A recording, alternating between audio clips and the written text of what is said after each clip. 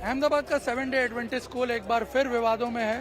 मंगलवार को यहाँ एक छात्र ने दूसरे छात्र को छुरा मारकर हत्या कर दी और जिसके बाद आप देख सकते हैं यहाँ स्कूल में, अगर आप स्कूल के कंपाउंड में देखें तो लगातार जो पीड़ित छात्र है, जो मृतक छात्र है, उसके समर्थन में उसके परिवार और समाज के लोगों के अलावा कई सामाजिक और धार्मिक संस्था के लोग भी यहाँ पर इकट्ठा हुए हैं। उनका ये कहना है कि आखिर स्कूल के अंदर एक 8वीं क्लास का बच्चा कैसे चाकू लेकर के, छुरा लेकर के स्कूल में आ गया।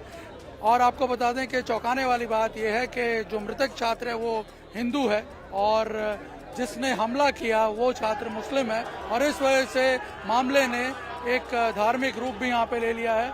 यहाँ कई संस्थाओं के लोग भी पहुंचे हैं।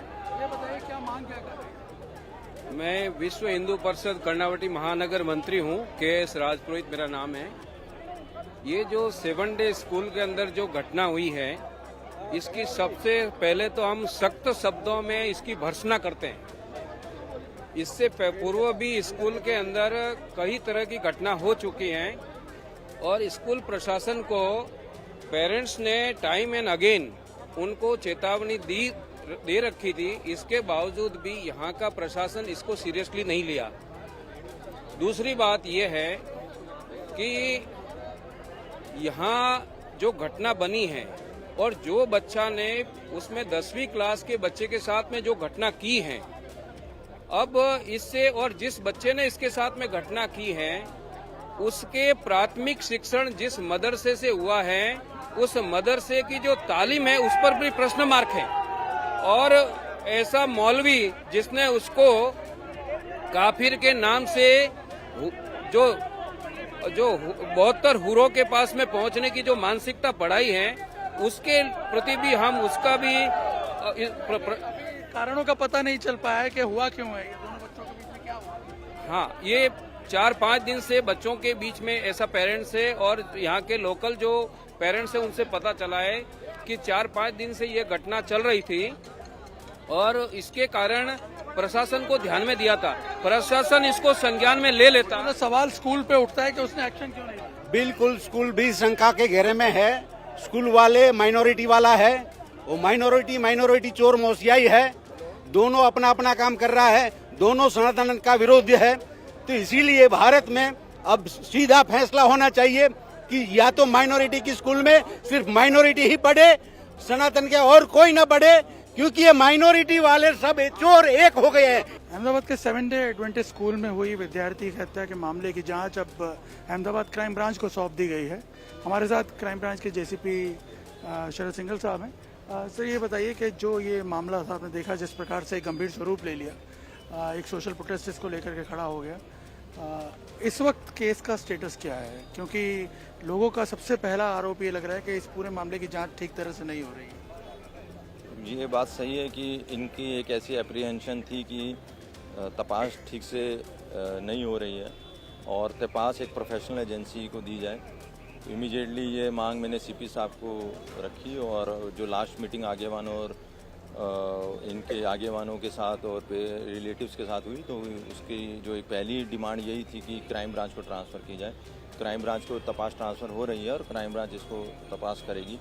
दूसरा ये था कि कल क्राइम है उसको डिस्ट्रॉय करने की कोशिश की, तो वो उसके लिए एफएसएल को बुला लिया गया है। एफएसएल सीन ऑफ क्राइम को पूरा चेक करेगी और अगर लगेगा कि उसमें कोई एविडेंस टेम्परिंग हुई है तो उसके हिसाब से कायदेशीर कार्रवाई करेंगे।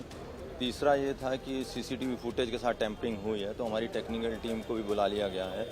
अभी तक का स्टेटस ऐसा है कि 2 लड़कों को पुलिस ले आई है और जो वेपन है, चाकू है, वो भी पुलिस ने बरामद कर लिया है।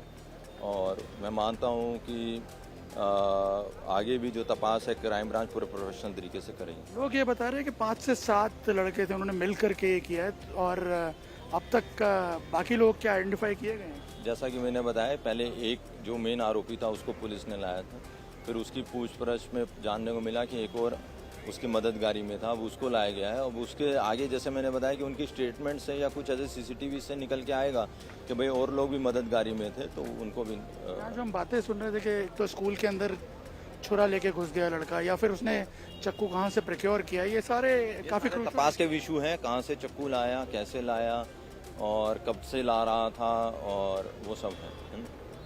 फिलहाल जो एक मांग उठ रही थी बच्चे की डेड बॉडी यहाँ लेकर के आई जाए शमशान यात्रा के दौरान, क्या वो इशू अब रिजॉल्व हो गया क्राइम ब्रांच? हाँ, क्राइम ब्रांच को ट्रांसफ़र होने के बाद उनके अब अश्योरेंस है, और मैंने भी दिया है कि व्यवस्थित प्रोफेशनल रीति इन्वेस्टिगेशन होगी और वो लोग अब शमशान घाट ही लेके जा रहे हैं, स्कूल में अब डेड बॉडी नहीं लेके आएंगे। धन्यवाद। ये थे क्राइम ब्रांच के जेसीपी शरद सिंघल साहब जो बता रहे हैं कि अब मामला जो है उसको फिलहाल रिजॉल्व कर लिया गया है, क्योंकि क्राइम ब्रांच को इन्वॉल्व किया गया है इन्वेस्टिगेशन में, और उसके साथ साथ लोगों में भी अब एक विश्वास रिस्टोर करने की कोशिश की जा रही है यहाँ पे, और साथ ही ये एश्योर किया जा रहा है कि जितने भी लोग इस घटना में इन्वॉल्व होंगे उन सब के खिलाफ कार्रवाई की जाएगी। यहाँ तक कि स्कूल प्रशासन की यदि कोई भी लापरवाही या कोई क्रिमिनल इंटेलिजेंस भी बाहर आता है तो उसके खिलाफ भी कार्रवाई की जाएगी। पहली बात तो कि स्कूल के बच्चों के यहाँ पे बहुत क्राउड है, और ये बच्चे इतने स्कूल के छूटने के बाद यहाँ पे इतनी धमाल होती है कि मारामारी पे सब आ जाते हैं। तो ये आम बात है, यहाँ पे छूटने के बाद बहुत ये चीजें होती है, मारामारी भी बहुत होती है। तो बच्चे की इसमें बच्चे इतना क्राउड रहते हैं कि जिसके कोई हद ही नहीं है। आप बताइए, आपके भी कोई रिलेटिव यहाँ पे पढ़ रहे हैं, बच्चे पढ़ रहे हैं? रिलेटिव नहीं पढ़ते हैं, बट ऑलरेडी मुझे स्कूल के बारे में पता है, और ये यहाँ का स्टूडेंट है तो इसको सबसे ज्यादा पता है। यहाँ पे ऑलरेडी ये सब कुछ हो चुका है। पहले सबसे पहले मैं यहाँ पे स्टॉल लगाती तब मैं देखती थी कि बच्चे लड़ते थे, और मतलब सबसे ज्यादा ये नाइफ लेके आना, चाकू लेके आना। अगर तुम एक धागा नहीं पहने देते हो तो तुम चाकू कैसे अंदर लेके आने दे सकते हो? तुमको वो ध्यान रखना चाहिए। वन मोर थिंग, जैसे कि यहाँ पे स्कूल के जैसे तुम नॉर्मल रोड पे जाते हो तो ट्रैफिक पुलिस वाले होते ही होते हैं, तो तुम यहाँ पे ट्रैफिक पुलिस क्यों नहीं लगाते हो? अगर यहाँ पे इतना ऑलरेडी रश होता है तो सिर्फ स्कूल की जिम्मेदारी नहीं है, ट्रैफिक पुलिस वालों की भी जिम्मेदारी होनी चाहिए। मैं यही पढ़ता था, 4 साल पहले मैं यहाँ से पास आउट हूँ। ये सब झगड़े वगैरह यहाँ पे कोई पहली बार नहीं हुआ, ये हमेशा से होता है। तो जब इतना होता है तो स्कूल को ध्यान रखना चाहिए कि पहले से थोड़ी सिक्योरिटी बढ़ानी चाहिए, लेकिन स्कूल वाले नहीं करते। अगर इतनी सारी फीस लेते तो एयरपोर्ट टाइप पे यहाँ पे मेटल डिटेक्टर रखना चाहिए ना, हर बच्चा उसके अंदर से जाएगा तो पता चलेगा क्या लेके आया क्या नहीं लेके आया। सेकंड, पुलिस वालों को भी ध्यान देना चाहिए। 1:30 बजे जब यहाँ पे इतनी ट्रैफिक होती है और पता है यहाँ झगड़े होते ही हैं, तो पुलिस वालों को यहाँ पे पेट्रोलिंग करनी चाहिए ना, थोड़ी तो बच्चों की भी सेफ्टी हो। फुटबॉल ग्राउंड देखो, रिवर फ्रंट देखो, तो वहाँ पे पैसे पढ़ाने के लिए पुलिस बहुत पहुंच जाएगी, लेकिन ऐसी जगह पे पुलिस नहीं होती जब पता है कि 1:30 बजे यहाँ पे झगड़े होते। पहली बार हुआ है, किसी भी पब्लिक को पूछो, सबको पता है यहाँ पे झगड़े होते ही है ठीक से हमेशा। तो 1:30 बजे पुलिस वहाँ पे क्या कर रही थी? यहाँ पे पुलिस क्यों नहीं है? वहाँ पे इतनी ट्रैफिक होती है, ट्रैफिक पुलिस की यहाँ पे जिम्मेदारी क्यों नहीं है? और स्कूल वालों को भी इस चीज का ध्यान रखना चाहिए कि इस तरीके का माहौल बन रहा है तो आपकी सिक्योरिटी कहाँ पे?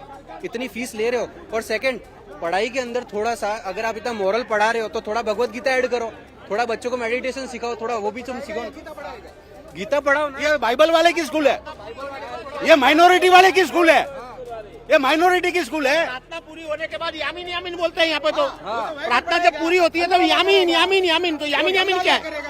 भागवत गीता का श्लोक बोले कि यामीन यामीन बोले लोग। सही बात है। हमारे बच्चे भी इधर पढ़ रहे हैं, प्रार्थना जब खत्म होती है तो यामीन यामीन यामीन यामीन क्या है?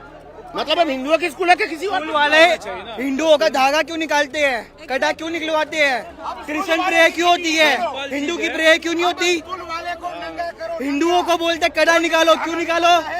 हाथ हिंदुओं के हाथ से धागा निकलवाते क्यों निकालते? धागा निकाल देते हैं तो चाकू लेके बच्चा आए कैसे? आया तो पीछे का गेट से ही आया, तो वहाँ गार्ड तो ऑलरेडी रहते हैं। तुम्हारा गार्ड क्या कर रहा था? हम अपने बच्चे को छोड़ के जाते हैं, किस जवाबदारी पे जाते हैं कि हमारा बच्चा 6 घंटा यहाँ पढ़ने आता है। हम इसके पीछे पीछे तो नहीं आते ना, ये स्कूल के कंपाउंड के पीछे हुआ और स्कूल का यूनिफॉर्म पहना हुआ बच्चा है तो तुम्हारा स्कूल वाले क्या झक मारा रहते क्या? सिंपल चीज, अगर गार्ड है, बाउंसर रखे हो, ये किस लिए? अगर मेरा लड़का इधर सिगरेट पी रहा है। देख सकते हैं कि सबसे बड़ा सवाल जो उठ रहा है वो हो रहा है स्कूल की व्यवस्था को लेकर के, कि आखिर स्कूल में ये किस प्रकार की व्यवस्था थी कि इस प्रकार से बच्चों की जो सुरक्षा है वो खतरे में आ गई है।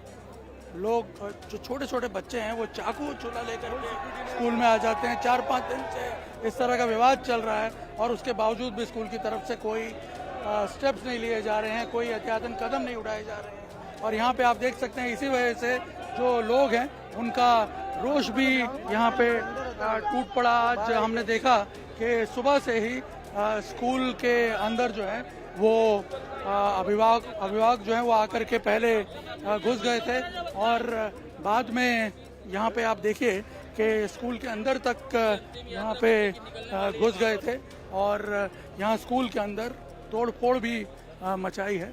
यहाँ पे आपको जगह जगह स्कूल के अंदर उस तोड़फोड़ के जो निशान हैं वो भी देखने को मिलेंगे। यहाँ पे अगर आप देखें, जो पेरेंट्स हैं और उनके समर्थक वो यहाँ आ गए थे, और यहाँ आप देखिए अगर इन कमरों में घुस करके कैसे तोड़फोड़ मचाई है, किस प्रकार से सामान जो है वो पूरा अंदर तोड़ दिया। स्कूल के कई ऐसे एरियाज़ हैं जहाँ पर ये पेरेंट्स और उनके समर्थक जो हैं वो स्कूल बंद करने की मांग को लेकर के यहाँ आज घुस आए, और अभी तक यहीं बाहर आप देख सकते हैं डटे हुए हैं।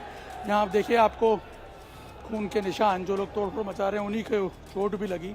यहाँ आप देखिए किस प्रकार से जो कमरे हैं उनमें तोड़फोड़ मचाई गई, लॉबीज़ में तोड़फोड़ मचाई गई, क्लासेस के जो कांच हैं वो यहाँ पे तोड़ दिए गए।